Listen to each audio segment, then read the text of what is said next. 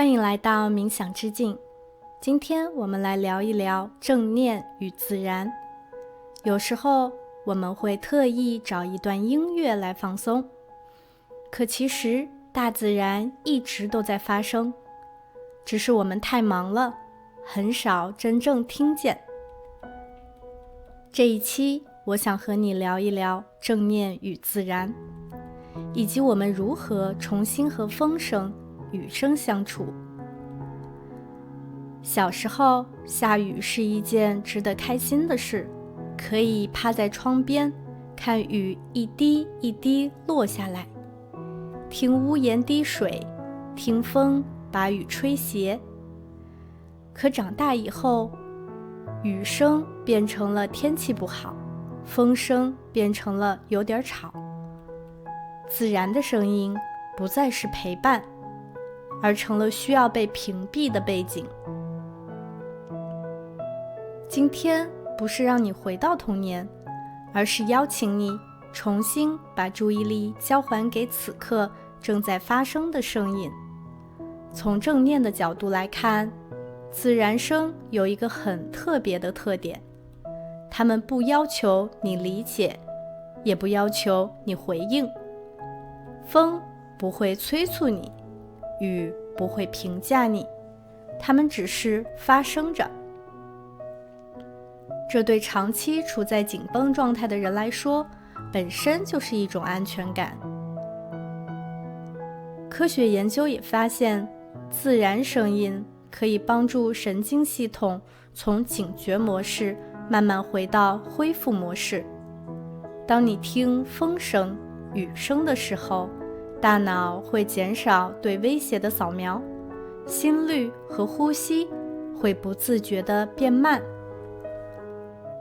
这不是你在努力的放松，而是身体终于接收到了一个信号，现在是安全的。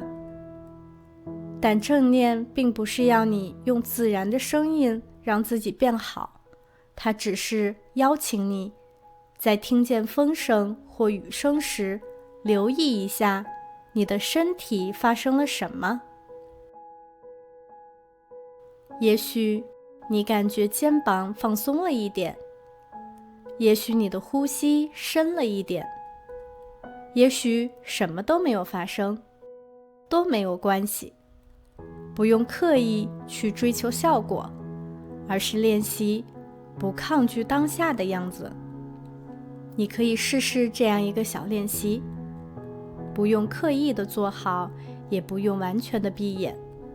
当风声出现时，你只是听，不追着它跑，也不把它推开。